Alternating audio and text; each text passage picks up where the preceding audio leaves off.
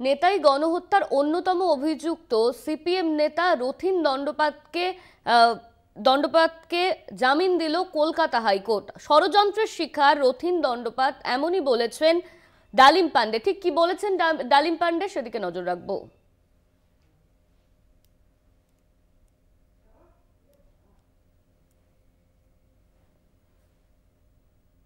জামিনে মুক্ত রথীন দণ্ডপাত, ষড়যন্ত্রের শিকার রথীন এমনই বলেছেন ডালিম পান্ডে। বিচার ব্যবস্থার উপর আস্থা রয়েছে, এমনই মন্তব্য ডালিম পান্ডের। নেতাই গণহত্যার অন্যতম অভিযুক্ত সিপিএম নেতা রথীন দণ্ডপাতকে জামিন দিল কলকাতা হাইকোর্ট। ঠিক কি বলেছেন এই নিয়ে ডালিম পান্ডে, সেদিকে নজর রাখবো। আমরা তো প্রথম থেকে এটা বলছি যে এটা একটা চক্রান্ত। যখন এই ঘটনাটা ঘটে তখন কিন্তু বাড়িতে ছিল না। যারা মেদিনীপুর কোর্টে দাঁড়িয়ে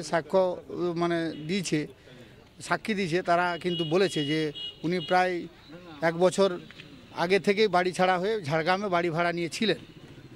তবুও বলবো যে এটা আমাদের কাছে আমাদের বিচার ব্যবস্থার উপরে আস্থা আছে, ঠিক আছে। ফলে যে বিচার ব্যবস্থায় আস্থা আছে বলে আজকে আমরা 13 জন, আর আজকে রথীন দণ্ডপাতকে নিয়ে 14 জন আমরা বাইরে এসেছি, এবং আর যে 4 জন আমাদের থেকে গেল তারাও খুব দ্রুত বাইরে বেরোবে।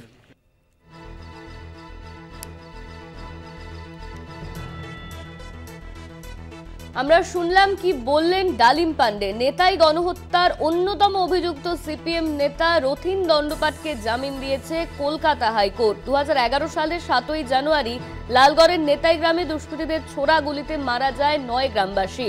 জখম হন 28 জন। অভিযোগ উঠেছিল সিপিএম নেতা রথীন দণ্ডপাতের বাড়ি থেকে গুলি চালায় দুষ্কৃতীরা, এমনই অভিযোগ উঠেছিল। এরপরই গ্রেপ্তার করা হয় সেই নেতাই গণহত্যার অন্যতম অভিযুক্ত সিপিএম নেতা রথীন দণ্ডপাতকে জামিন কলকাতা হাইকোর্টের।